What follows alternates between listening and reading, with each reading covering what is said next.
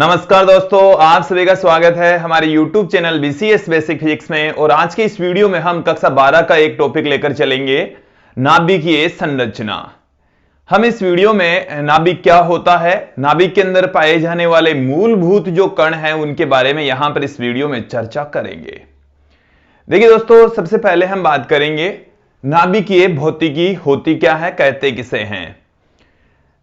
भौतिक विज्ञान की वह शाखा जिसके अंतर्गत हम नाभिक के आकार, संरचना, नाभिक में पाए जाने वाले बल, नाभिक की ऊर्जा आदि के बारे में जब अध्ययन करते हैं तो उस शाखा को हम नाभिकीय भौतिकी कहते हैं, न्यूक्लियर फिजिक्स कहा जाता है।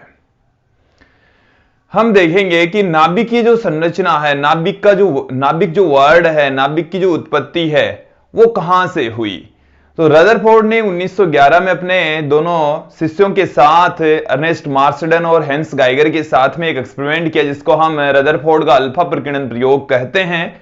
और उस प्रयोग में यह निष्कर्ष निकला कि परमाणु के मध्य भाग में एक अति सूक्ष्म क्षेत्र में, जहां पर संपूर्ण धनावेश और लगभग संपूर्ण द्रव्यमान उपस्थित होता है, और उस भाग को, उस क्षेत्र को, अति सूक्ष्म क्षेत्र को नाभिक कहा गया। देखिए दोस्तों, बाद में आगे चलकर यह पता चला कि उस अति सूक्ष्म क्षेत्र में जहां पर संपूर्ण धनावेश पाया जाता है, 1916 में गोल्डस्टीन ने ऐसा पाया कि नाभिक के अंदर उस अति सूक्ष्म क्षेत्र में धनावेशित कण पाए जाते हैं, और उन धनावेशित कणों को प्रोटॉन कहा गया। उन धनावेशित कणों को प्रोटॉन कहा गया। फिर 1932 में जेम्स चैडविक ने नाभिक में एक उदासीन कण की खोज की। उन्होंने ये देखा कि नाभिक के अंदर एक उदासीन कण भी होता है, और वो नाभिक के अंदर जिनका द्रव्यमान तो होता है लेकिन आवेश नहीं होता, और उस कण को उन्होंने न्यूट्रॉन कहा। तो देखिए दोस्तों, नाभिक की संरचना किस तरीके की होती है और नाभिक में कौन कौन से पार्टिकल्स पाए जाते हैं, इस वीडियो में हम आपको मुख्य बेसिक बातें बताने वाले हैं। सबसे पहले हम परिभाषित करेंगे नाभिकीय भौतिकी क्या है। तो देखिए, न्यूक्लियर फिजिक्स की डेफिनेशन में दे रहा हूं यहां पर, नाभिकीय भौतिकी, नाभिकीय भौतिकी, न्यूक्लियर फिजिक्स। तो ये क्या है? भौतिक विज्ञान की वह शाखा, भौतिक विज्ञान की वह शाखा जिसमें नाभिकीय संरचना,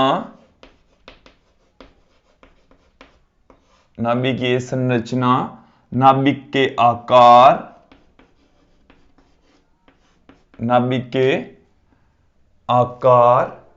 नाभिकीय संरचना के बारे में अध्ययन करेंगे, नाभिक के आकार के बारे में अध्ययन करेंगे, नाभिक में कार्यरत बल,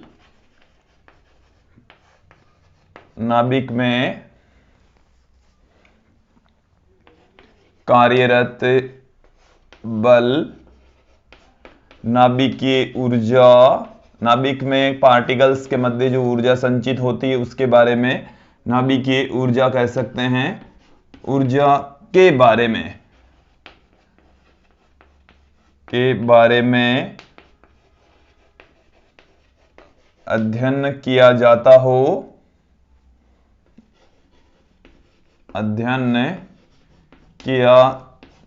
हो, नाभिकीय भौतिकी कहलाती है। नाभिकीय भौतिकी कहलाती है, न्यूक्लियर फिजिक्स कहलाती है।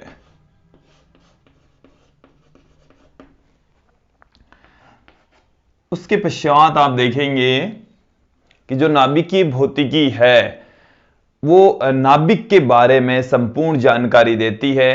तो नाभिक होता क्या है, इसके बारे में सर्वप्रथम रदरफोर्ड के अल्फा प्रकीर्णन प्रयोग से प्राप्त हुआ। रदरफोर्ड ने अपने दोनों शिष्यों के साथ में अल्फा प्रकीर्णन प्रयोग किया और उससे एक निष्कर्ष निकाला कि परमाणु के मध्य भाग में अति सूक्ष्म क्षेत्र में संपूर्ण धनावेश और लगभग संपूर्ण द्रव्यमान उपस्थित होता है और उसे अति सूक्ष्म क्षेत्र को नाभिक कहा गया दोस्तों। तो नाभिक के बारे में रदरफोर्ड ने बताया, नाभिक की खोज करता है वो रदरफोर्ड है। मैं एक डायग्राम के जरिए आप लोगों को समझाने का प्रयास करूंगा। जैसे ये हमारे पास में कोई परमाणु है और ये परमाणु का केंद्र जिसे हम नाभिक कह रहे हैं, ये हमने दिखाया है आप लोगों को परमाणु जो कि उदासीन होता है, और ये है हमारे पास में नाभिक। ये क्या है दोस्तों? नाभिक है, नाभिक। तो यहां पर देखेंगे कि नाभिक की जो संरचना है, नाभिक की जो संरचना है वो क्या है? नाभिक की संरचना। तो नाभिक की संरचना के बारे में सर्वप्रथम बताने वाले, नाभिक के बारे में बताने वाले रदरफोर्ड थे, नाभिक की खोज करता। तो यहां पर आप देखेंगे, मैं सर्वप्रथम बात करता हूं इस परमाणु के बारे में। तो परमाणु की जो खोज करता थे, परमाणु का जो सर्वप्रथम जिस वैज्ञानिक ने नाम दिया वो थे जॉन डाल्टन। जॉन डाल्टन ने सर्वप्रथम बताया कि पदार्थ का जो अति सूक्ष्म कण होता है उसको हम परमाणु कहते हैं, और ये 1803 में बताया गया। 1803 में ही परमाणु की खोज कर ली गई। इस परमाणु पर जो आवेश होता है वो शून्य होता है, ये उदासीन होता है। परमाणु पर जो आवेश होता है वो शून्य होता है, अर्थात जो परमाणु होता है वो उदासीन होता है, इस पर कोई आवेश नहीं होता। फिर हम बात करें नाभिक की, तो नाभिक की जो खोज करता है वो है रदरफोर्ड। नाभिक की खोज करने वाले वैज्ञानिक का नाम है रदरफोर्ड, और ये 1911 में की। 1911 में रदरफोर्ड ने अपने अल्फा प्रकीर्णन प्रयोग से नाभिक की खोज की, नाभिक के बारे में सर्वप्रथम बताया। फिर हम चलते हैं इसके आवेश की ओर। तो ये धनावेशित होता है, नाभिक सदैव धनावेशित होगा, इसके ऊपर धनावेश होगा दोस्तों। फिर देखिए दोस्तों, इसका जो इसमें मूल जो कण हैं वो दो प्रकार के कण पाए जाते हैं। मूल कण इसमें कितने होंगे? दो कण होंगे। एक तो होता है प्रोटॉन और दूसरा जो मूल कण होता है इसमें वो होता है न्यूट्रॉन। जबकि यदि हम बात करें परमाणु की, तो परमाणु के अंदर, परमाणु में मूल जो कण हैं वो तीन होते हैं। मूल कण तीन होंगे। कौन कौन से होते हैं दोस्तों? एक तो इलेक्ट्रॉन, एक प्रोटॉन और एक न्यूट्रॉन, क्योंकि जो नाभिक है वो भी इस परमाणु के अंदर ही मौजूद होता है। तो न्यूट्रॉन उदासीन पार्टिकल होता है, प्रोटॉन और इलेक्ट्रॉन, ये तीन मूल कण किसी भी परमाणु के अंदर पाए जाते हैं। अब देखिए दोस्तों, जो नाभिक के अंदर जो पार्टिकल्स पाए जाते हैं वो दो पार्टिकल होते हैं। एक पार्टिकल तो है न्यूट्रॉन, एक है प्रोटॉन। इनके बारे में भी हम आपको संपूर्ण जानकारी यहां पर देने वाले हैं। तो देखिए, जो एक इसके अंदर चारों ओर चक्कर लगाने वाला जो पार्टिकल होता है वो होता है इलेक्ट्रॉन। उसके बारे में भी मैं थोड़ा सा बता देता हूं। इलेक्ट्रॉन है वो निश्चित कक्षाओं में चक्कर लगाते हैं, नाभिक के चारों ओर निश्चित कक्षाओं में चक्कर लगाते हैं, जिनको हम ऊर्जा स्तर कहते हैं। जिन्हें क्या कहा जाता है? ये एक ऊर्जा स्तर है, निश्चित कक्षाओं में चक्कर लगाते हैं। इनको हम कक्षा भी कह सकते हैं, कक्षा भी इसको कहा जा सकता है। ये हमारे पास में है इलेक्ट्रॉन।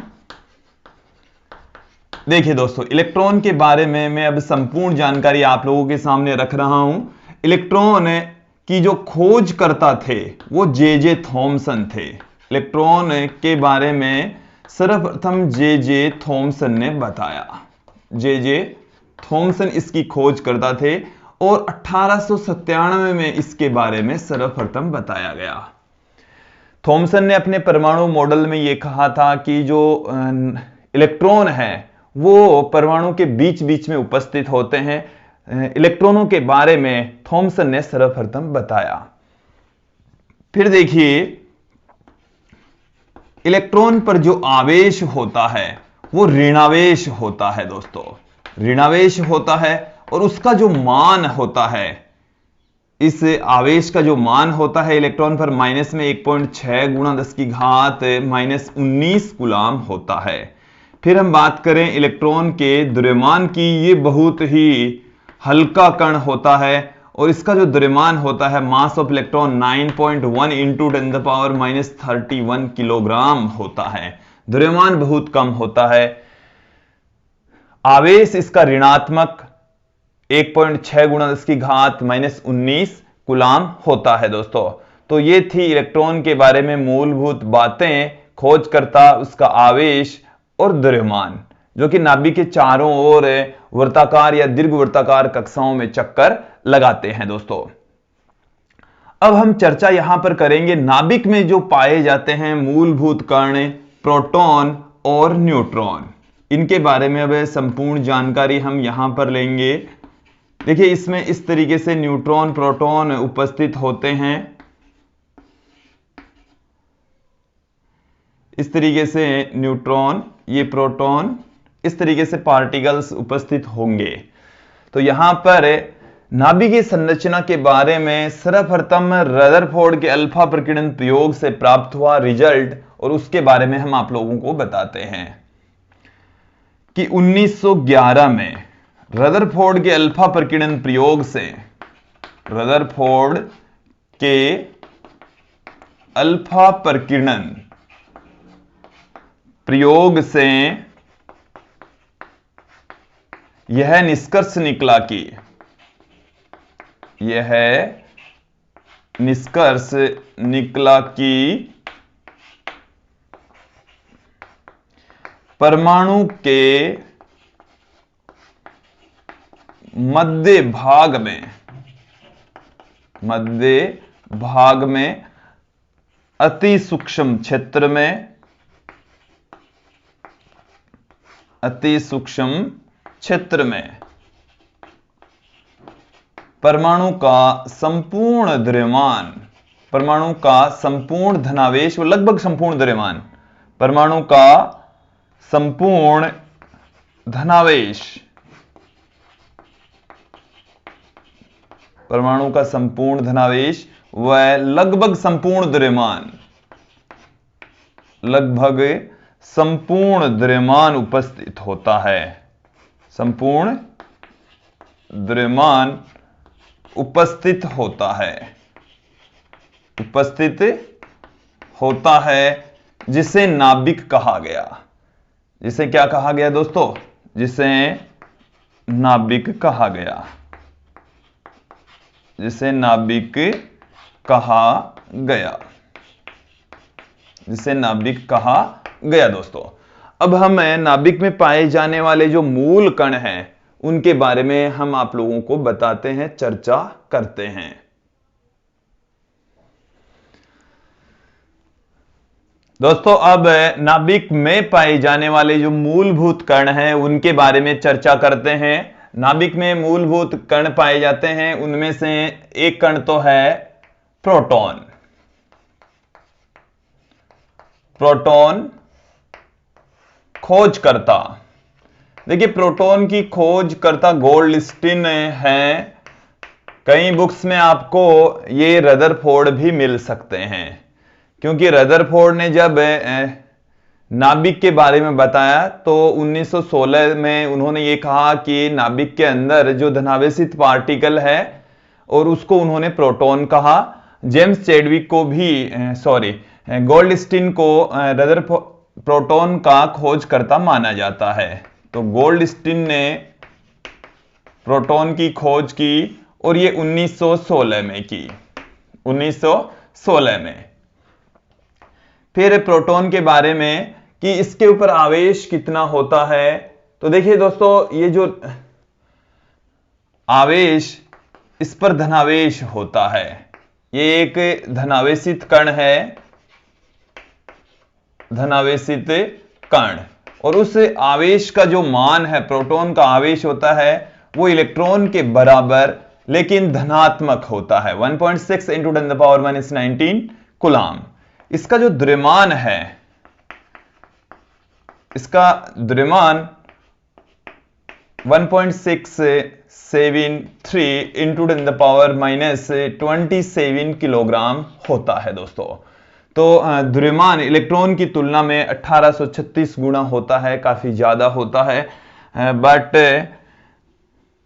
फिर भी इलेक्ट्रॉन से तो ज्यादा होता है, बट फिर भी ये बहुत ही छोटा कण होता है। अब हमें नाभिक में पाए जाने वाले दूसरे कण की बात करते हैं, और दूसरा जो मूलभूत कण है वो है दोस्तों न्यूट्रॉन। तो न्यूट्रॉन एक विद्युत उदासीन कण होता है। सबसे पहले हम बात करते हैं इसकी खोजकर्ता थे जेम्स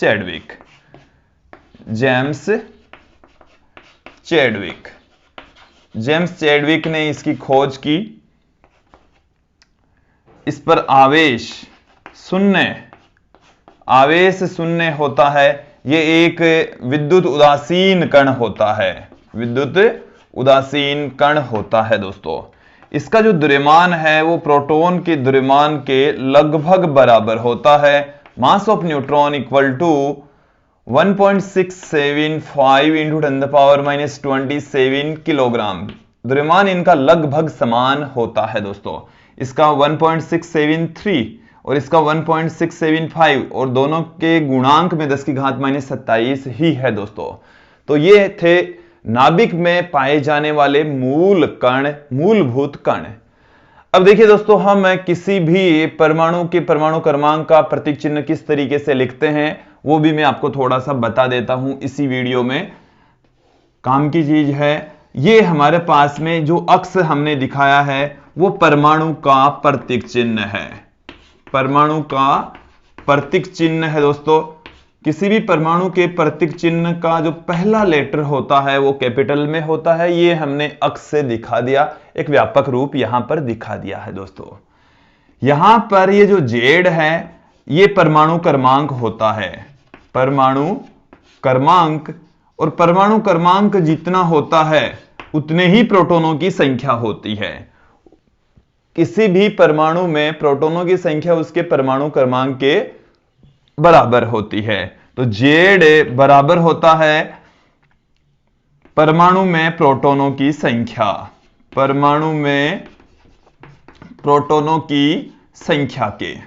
प्रोटॉनों की संख्या के इक्वल होता है दोस्तों। फिर उसके पश्चात यहां पर दिखाया जाता है ए, इसको हम कहते हैं द्रव्यमान संख्या, इसे हम कहते हैं द्रव्यमान संख्या। ये जो द्रव्यमान संख्या होती है दोस्तों वो न्यूट्रॉनों की संख्या प्लस प्रोटॉनों की संख्या होती है। ये जो ए है वो होता है n प्लस p। तो किसी भी परमाणु को इस तरीके से दिखाया जाता है, प्रतीक चिन्ह उसका इस तरीके से होता है। और ये जो n है वो है न्यूट्रॉनों की संख्या, और जो p है, ये जो a होता है वो n प्लस p होता है। तो ये जो p है वो है प्रोटॉनों की संख्या दोस्तों, प्रोटॉनों की संख्या होती है। तो किसी भी परमाणु के अंदर जो द्रव्यमान संख्या होती है वो न्यूट्रॉनों की संख्या प्लस प्रोटॉनों की संख्या के बराबर होती है। और उदासीन परमाणु के अंदर परमाणु क्रमांक, प्रोटॉनों की संख्या और इलेक्ट्रॉनों की संख्या बराबर होती है। उदासीन परमाणु के अंदर तो प्रोटॉनों की संख्या, परमाणु क्रमांक और इलेक्ट्रॉनों की संख्या सभी सेम होती है। और हाइड्रोजन परमाणु के अंदर न्यूट्रॉन नहीं पाया जाता, अन्य सभी के अंदर, सभी परमाणुओं में न्यूट्रॉन भी पाए जाते हैं। और जो प्रारंभिक परमाणु हैं जिनकी द्रव्यमान संख्या कम होती है उनमें न्यूट्रॉनों की संख्या और प्रोटॉनों की संख्या भी सेम होती है। और जैसे जैसे परमाणु क्रमांक बढ़ता जाता है न्यूट्रॉनों की संख्या बढ़ती चली जाएगी, और एक स्थिति ऐसी आएगी कि न्यूट्रॉनों की संख्या प्रोटॉनों की संख्या की 1.6 गुना हो जाती है, उसके पश्चात आगे नहीं बढ़ती है। तो दोस्तों ये था नाभिक, परमाणु और उसमें पाए जाने वाले मूलभूत कणों के बारे में संपूर्ण जानकारी। हमने आप लोगों को नाभिक की जो संरचना है उसके बारे में बताया कि नाभिक है वो एक धनावेशित कण होता है, संपूर्ण धनावेश उसमें मौजूद होते हैं क्योंकि प्रोटॉन सिर्फ नाभिक में ही पाए जाएंगे। यदि किसी प्रोटॉन को नाभिक से बाहर निकाल लिया, इसका मतलब वो परमाणु ही बदल गया, परमाणु ही चेंज हो जाता है। जैसे हम किसी सोडियम के परमाणु में से प्रोटॉन को किसी तरीके से बाहर निकाल लें तो वो अब सोडियम नहीं रहेगा, परमाणु क्रमांक ही उसका 10 हो जाएगा। 11 से उसका परमाणु क्रमांक कितना हो जाएगा दोस्तों? 10 ही रह जाएगा। परमाणु ही बदल जाता है जब प्रोटॉन नाभिक से बाहर निकल जाता है। तो संपूर्ण धनावेश नाभिक में मौजूद होता है, लगभग संपूर्ण द्रव्यमान, क्योंकि इलेक्ट्रॉन का द्रव्यमान प्रोटॉन के द्रव्यमान की तुलना में बहुत कम होता है। सारा का सारा जो द्रव्यमान होता है वो अति सूक्ष्म क्षेत्र में होता है। नाभिक का जो आकार होता है वो 10⁻14 मीटर से 10⁻15 मीटर की कोटि का होता है। नाभिक का जो आकार है दोस्तों 10⁻14 मीटर से 10⁻15 मीटर का, और परमाणु का आकार उससे लाख गुना बड़ा होता है, 10⁻10 मीटर की कोटि का होता है। दोस्तों परमाणु यदि उदासीन है तो इलेक्ट्रॉनों की संख्या और प्रोटॉनों की संख्या भी सेम होती है। तो दोस्तों ये था नाभिक और नाभिकीय संरचना के बारे में, नाभिक के अंदर पाए जाने वाले मूलभूत कणों के बारे में हमने आपको इस वीडियो में बताया। आज के इस वीडियो में इतना ही। धन्यवाद दोस्तों।